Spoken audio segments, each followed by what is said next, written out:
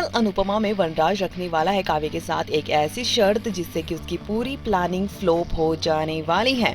जी हाँ दोस्तों, यहाँ पर एक और एपिसोड की शुरुआत हो चुकी है जो काफी धमाकेदार होने वाला है और एक ये ट्रेक काफी तूफान लाएगा। यहाँ पर देखने को मिलने वाला है कि अनुपमा तो किंजल को सुबह सुबह पूरा काम कर देती है और किंजल आकर देखती है और उसे कॉफी देती है और वो कहती है कि आपने फिर से महान बनने का कार्यक्रम शुरू कर दिया। और वो अनुपमा उसे बहुत प्यार से समझा देती है लेकिन उसे समझ नहीं आती।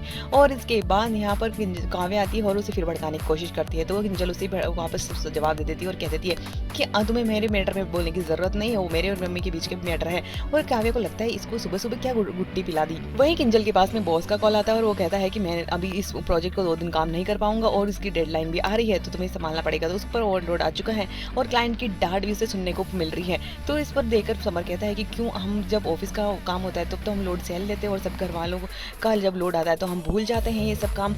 और किंजल को बात सिंपल सी समझ आ जाती है और दिखाया जाता है कि वापस लौट कर यहाँ पर जब अनुपमा घर आती है और सभी घर वाले खड़े होते हैं और तभी वो कहती है कि मैं अभी जल्दी जल्दी खाना बना देती हूँ, मैं बहुत थोड़ा लेट हो गई।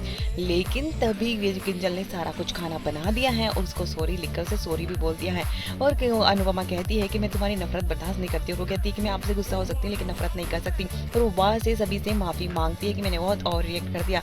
और उसके बाद ने यहाँ पर काव्या दिए और वनराज देखते हैं तो वनराज खुश हो जाता है और काव्या जल जाती है और काव्या को कहता है अगर तुम भी इस परिवार को अपनाओगी तो ये भी तुम्हें इतना ही प्यार तुम्हें भी मिलेगा। और काव्या को अच्छा नहीं लग रहा होता है तभी वहाँ पर सामान लेकर आता है और वो काव्या कहती है कि ये सामान मैंने मंगवाया। कहती है कि इतना महंगा क्यों मंगवाया, ये तो होलसेल से आता है, वहाँ से सस्ता आता है। लेकिन वो कहती है चाहे कहीं से भी आए चाहे चाइना से आए उससे आपको क्या फर्क पड़ता है। और वो काव्या का ये ड्रामा देखकर बाबूजी डिसाइड कर लेते हैं कि हाँ अब खर्चा भी सब में बटेगा, पैसों की वजह से रिश्ते बढ़ जाए इससे बेटर है कि खर्चा बढ़ जाए। और बाबूजी डिसाइड करते हैं कि कौन कौन कमाने वाला है और कौन क्या क्या खर्चा उठाने वाला है। तो वो लिस्ट बना रहे होते तभी काव्या वहाँ पर अनुपमा कहती है कि बापूजी अब मिस्टर शाह अभी अब कमाना शुरू नहीं कर रहे हैं और वो अगले मंथ से उनकी सैलरी आएगी तो हम अगले मंथ से इनका नाम इंक्लूड करेंगे। लेकिन काव्या इस बात पर भड़क जाती है और कहती है कि वनराज को तुम नीचा दिखाने की कोशिश कर रहे हो। और वनराज और काव्या के बीच में बहस हो जाती है और बापूजी वहाँ से उठ के चल जाते हैं और वनराज काव्या पर भड़कता है कि तुम्हारी हिम्मत के कभी भी किसी चीज़ को सिंपल ही समझ जाया करो।